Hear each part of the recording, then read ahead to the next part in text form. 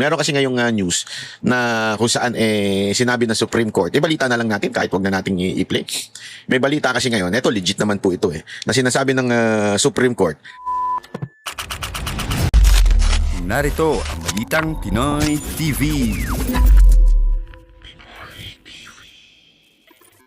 Etong kay BP Sara Duterte na yung kanyang impeachment, pinagtibay ng Supreme Court ang desisyon na kung saan ay hindi tama ang ginawa ng Kamara. Naku po, pambihira kayo, oo.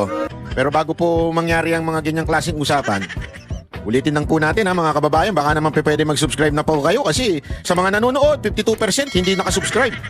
Pero alam nyo nakita ko yung statistics medyo umaangat na po ito. Marami na po ang nanonood na nakasubscribe. Pero kung maaari pa, yung iba pa, yung remaining na nanonood, baka naman pwede tayo mag-subscribe. Okay. Ito na nga, pag-usapan na po natin. Dali, meron kasi tayong ang tagal nitong dinadownload ko. Bakit ang bagal ng pag-download ngayon? Meron kasi ngayong news na kung saan sinabi ng Supreme Court. Balita na lang natin kahit wag na nating i-play. May balita kasi ngayon, ito legit naman po ito na sinasabi ng Supreme Court na pinagtiba yung desisyon nila. Di ba nagkaroon ng desisyon na sinasabi yung ginawa ng Kamara medyo sumablay, di ba? Doon sa impeachment ni BP Sara Duterte. So sumablay yun. So pinagagawa sila ngayon ng para bagang gumawa yung Congress o nag-file ng motion, MR, para sabihin na, uy, tama naman yung ginawa namin, blah, blah, blah, ganito, and it is legal. Actually, alam ko, pati yung ibang mga senators, I'm not sure. Pero yun ang gusto. Para bagang antayin ng mag-final decision ang Supreme Court regarding this motion. Kasi it's part of due process, yung motion, yung MR. Kaya nga tingnan nyo, ito yung sample ko sa inyo nung MR. Di ba yung kapo diniscuss natin yung kay Topacio? Nag-MR pa yung kampo ni Revilla, nag-issue na ng warrant. Diba?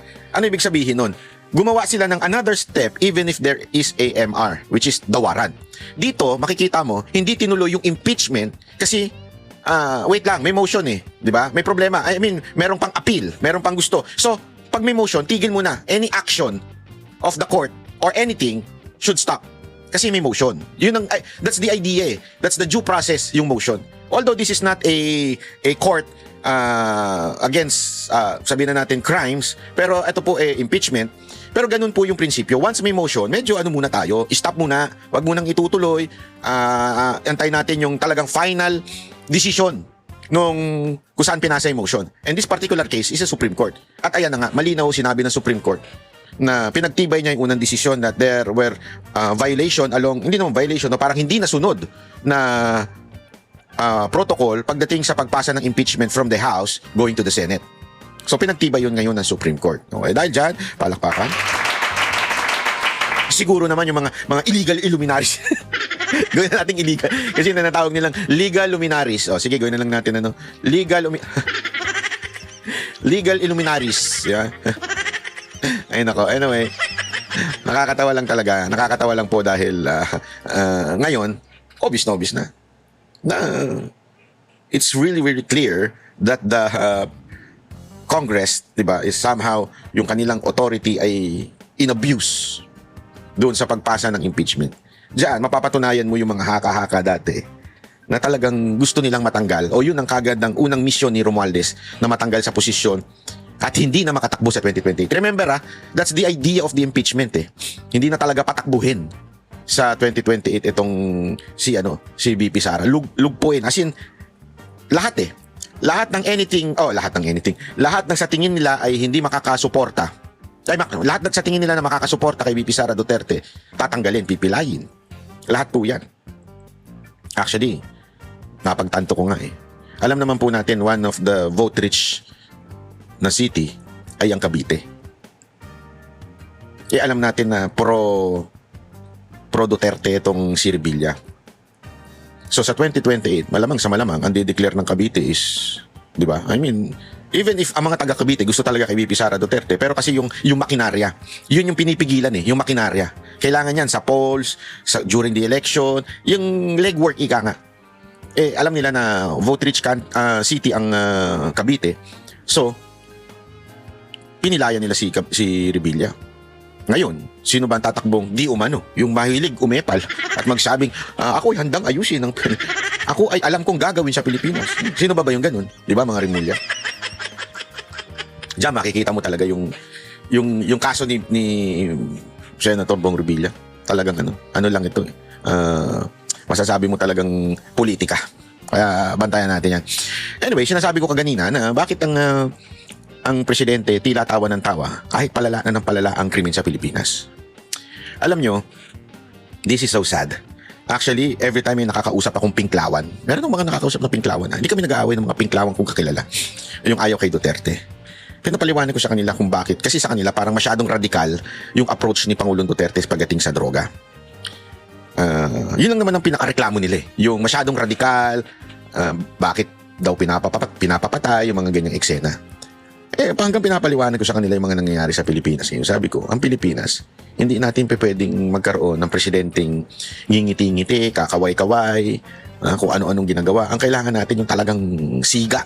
Kailangan natin yung talagang, kasi grabe na ho, pasaway ho ang Pilipino. Tayo isa siguro sa pinakapasaway na mga nationality. Oo, sumusunod yung iba, pero marami pa rin talagang pasaway sa Pilipinas. Pumunta ka na lang sa kalsada, napakaraming pasaway dyan. Yeah? Kita mo nang walang babaan, bababa pa rin.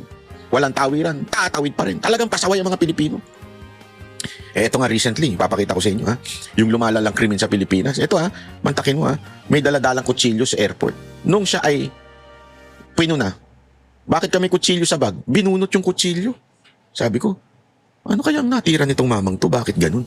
Kasi airport yan. Ba't ka magdadala ng kutsilyo? Di ba? Airport yan may ba't daladala kang kutsilyo? Tapos hindi lang yun.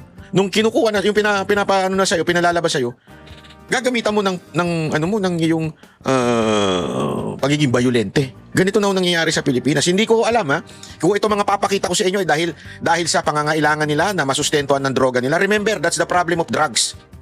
Ang drugs po kasi, hindi yan yung halimbawa lang isang kutsarita lang ginagamit mo sa isang linggo. Next week, isang kutsarita na naman na shabu gagamitin mo. Hindi ganun. Progressive yan. Kasi nga, nawawala na yung amats ewan ko, inang kwento sa akin At saka binigyan kami dati ni Pangulong Duterte niya ng pag-aaral tungkol sa droga. Nabasa ko doon. Talagang yan, progressive. Kailangan, from time to time, magdagdag para yung tama. Kasi pag hindi ka nagdagdag, yung tama nawawala na. Dahil doon, magastos nga naman. At dahil sa magastos, dahil nga sa wala ka ng trabaho, dahil addict ka, kailangan mo nang gumawa ng mga crimes, di ba? Hindi ko alam kung itong mga susunod na ipapakita ko sa inyo ay dahil sa droga. Pero gayon pa man, yan ang isang bagay na napabayaan sa Pilipinas.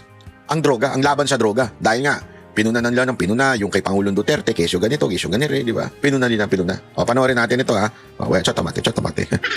Okay, Nagdulot ng takot at aberya sa Iloilo International Airport ang lalaki nakipaghabulan sa mga pulis. Pinaputukan. Take note, international. International. Ang weird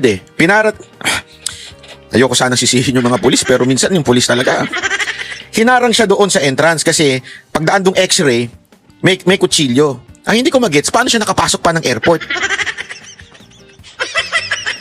Ganun naka-weak ang ating security pagdating sa airport. Airport to Kaya tuloy, hindi tayo nababansagan tayong worst airport Iloilo International Airport. Naku po, Iloilo, parang ang daming kong alam dyan Sa baril. Nagwala raw ang lalaki nang masita siya dahil sa kanyang dalang kutsilyo. Nasa frontline ng balitang yan si G. Robles. Nakipaghabulan ang lalaking yan sa mga pulis sa loob mismo ng Iloilo International Airport. Kasabay niyan ay ang nagpulasan din dahil sa takot ang iba pang mga pasahero. Maya-maya, umalingaw-ngaw na ang isang putok ng baril. Pinaputukan na pala ang lalaking hinahabol ng mga pulis. Pero alam mo yung original video, natatawa ako Ang cute talaga ng mga Ilonggo. Kasi siya, nagkasaksak, mayroon ng saksakan Hindi nakakatawa kasi, natataranta na, pero siya parang ang lambing-lambing pa niya. Aba, may kutsilyo, ano kayang ginagawa na kutsilyo na yun? Hindi na sinabi niya, pero ang lambing lang nung nagbibideo. Natatawa ako. Sa hero. Maya-maya, umalingaw-ngaw na ang isang putok ng baril. Tapos isa pa nakakatawa sa video na to, yung mga tao dito, sa ibang bansa nagtatakbuhan na yan sa ibang bansa, pag kami ganyan na takbuhan na yan. Dito, ano nangyayari? Pero pa isa dito, bumunot pa ng cellphone, nag-video. Only in the Philippines talaga May gulo na, para pang relax, lalakad-lakad pa lakad na. Hanapin nyo, i-video nyo, para mag-trending. Ang lalaking hinahabol ng mga pulis, may bit-bit daw kasi siyang kutsilyo. Ayan na, isa, Kwento ayan na, sa ayan na. News 5 ng isa sa Bumunot mga yun eh. pasaherong nakakita na harang na raw ng mga pulis ang lalaki sa security screening pa lang bago makapasok sa boarding area. Nakita ko siya, pinapahinto siya ng isang security officer na kailangan i-check yung yung bag niya. Nung malapit ako sa boarding gate, nakaupo ako, bigla lang namin narinig yung mga tao nagsitakbuhan. Sinubukan pa raw pakalmahin ng mga pulis ang lalaki pero nagpupumiglas daw ito. Nung medyo nagsisterical siya yun, ginarin na po siya. Tinamaan ng bala sa kanang balikat ang lalaki na biyaheng Cebu. Ayon sa Office for Transportation Security, bigla na lang daw nagwala ang lalaki nang masita ang kanyang kutsilyo. Hindi siya nakalusot. Nasika siya eh. Tinita kasi siya. At nung sinabing may naman, yung bag niya, ayun na, kinuha niya sa loob, nasa loob pa ng tube. Tunnel. Yung tunnel ng x-ray. Kinuha niya yung bag niya at kinuha niya yung kutsilyo at siya nagwala. Sa ngayon, balik normal na ang operasyon sa paliparan. Nagsorry na rin ang Civil Aviation Authority of the Philippines sa nangyaring aberya. Nagbabalita mula sa frontline. Grabe, no? International ito, ha? So ano na naman ang tingin ng mga ibang bansa sa atin? Pagka ito yung mga, eto pa, isa naman, Japanese, binugbog, tapos dinakawan, tapos talagang grabe. Arestado ang isang lalaki matapos pagnakawan at bugbugin ang isang Japanese national sa Parañaque City. Ang krimen, nahuli kam. Ang detalye sa agenda report ni Ryan Reloban ng Abante. Umaga noong Sabado nang makuna ng video na ito na pilit nakikipag-agawan ng isang individual sa isang taong nakahiga sa kalsada sa kahabaan ng Cavitex Access Road, Barangay San Dionisio, Parañaque City. Mapapanood din sa viral video na sabay takbo ang individual matapos makuha ang kanyang bitbit. Sa pag-iikot ng mga tauhan ng Community Environment and Natural Resources Offices o Sentro Parañaque, dito na nakita ang isang taong nakahandusay at naliligo sa sarili niyang dugo. Pinaghahampas at Grabe. pinagnakawan pala ang 62 years old na Japanese national na si Akira Moriyama. Kinilala naman ng suspect na si Ariel Aliso, 49 years old at isang pinya vendor. Noong January 24, 2026, nang pumunta si Mr. Moriyama sa may wetlands, may Parañaque, Las Piñas, Parañaque, Westland natin para mag-sightseeing around 10 a.m.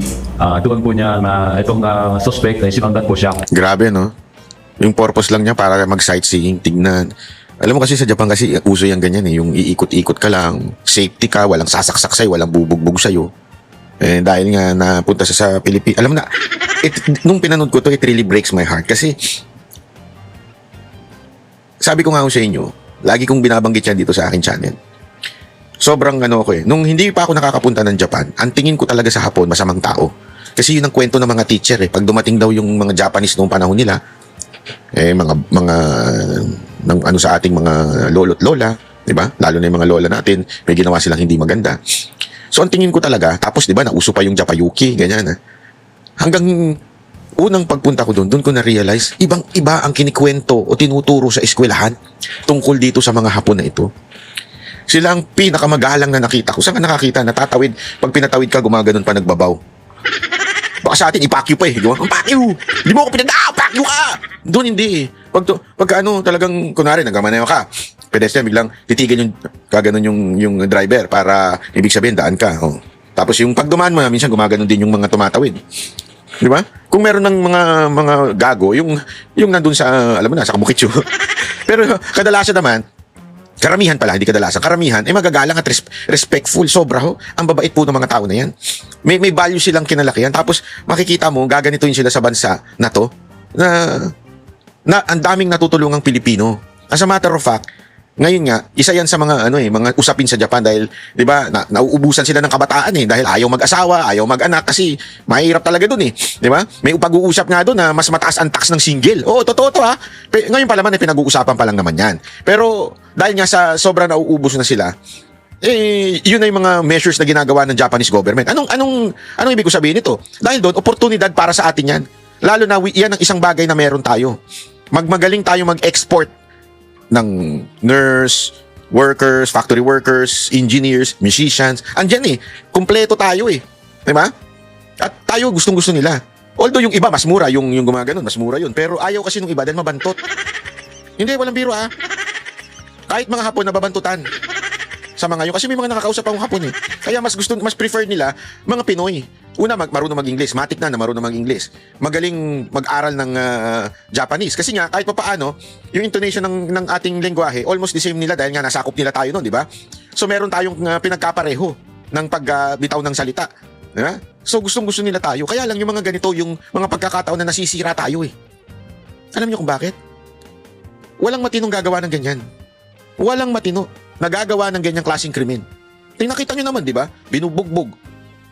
Talagang, basta, panoorin nyo. At kinuha yung bag niya, kung ayaw ibigay ni Mr. Muriyama, si Kamalo, nakapagkita ng Kamalo yung suspect natin ang pinagpapalos. Sa tulong naman ng backtracking sa pamamagitan ng mga nakakalat na CCTV sa iba't ibang lugar ay agad naaresto ang sospek nung araw din ng krimen. Batay sa kanyang salaysay, nagawa raw niya ang krimen dahil kailangan umano niya ng pambayad sa renta ng bahay. Napilitan lang daw siyang saktan ng biktima dahil ayaw ibigay ang mga gamit. Grabe, Ayon no? kay NCRPO Chief Police Major General Anthony Aberin, sa paunang investigasyon ay walang grupo na kinabibilangan ang sospek. Pero patuloy niya ang kanilang investigasyon kung may dati ng kinasasangkutan na krimen ng sospek sa iba't ibang lugar sa Metro Manila. Ito na nga mga kabalita. Ano na ang masasabi nyo patungkol sa balitang ito? Please comment down below mga kabalita. Pag-usapan natin yan sa comment section. At kung di ka pa nakasubscribe sa ating channel, baka naman